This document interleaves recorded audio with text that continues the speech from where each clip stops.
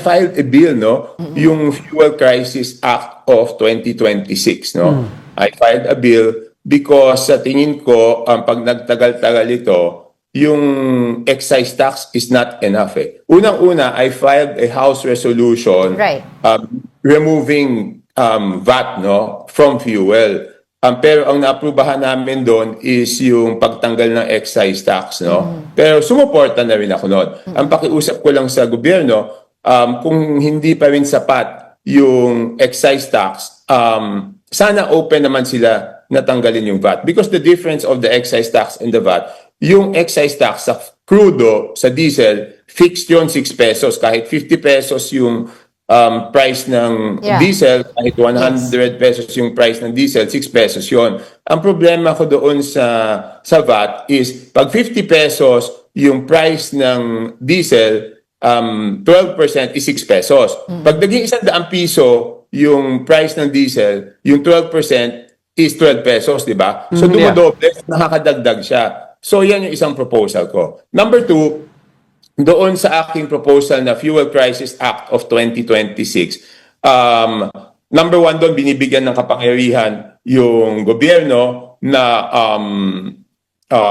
to stop yung mga excessive o yung mga nagsasamantala, just in case magkaroon ng pagkakataon na pagsamantalahan yung presyo ng fuel, presyo ng bilihin, presyo ng utilities, ng internet, may kapangyarihan yung gobyerno na i-control yun. Number 2, di ba nagkakaroon ng pagtatalo doon sa hindi pagtaas ng fare ng mga utilities, di ba?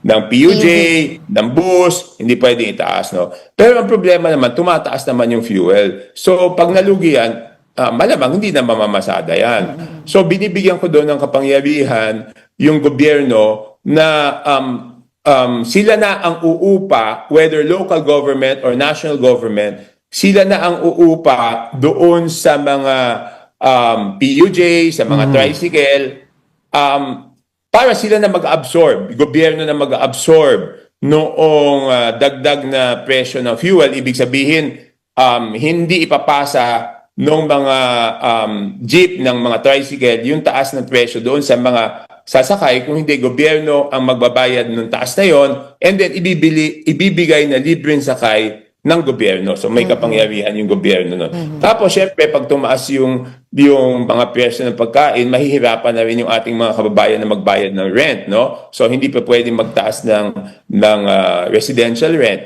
Doon sa MSMEs, doon sa micro, small, medium enterprises, hindi rin pwedeng magtaas ng commercial rent. Tapos pwede magbigay ng emergency loan ang SSS, GSIS, tsaka may moratorium doon sa payment ng mga loans. So yun ang iniisip kong ano. So I just want to concentrate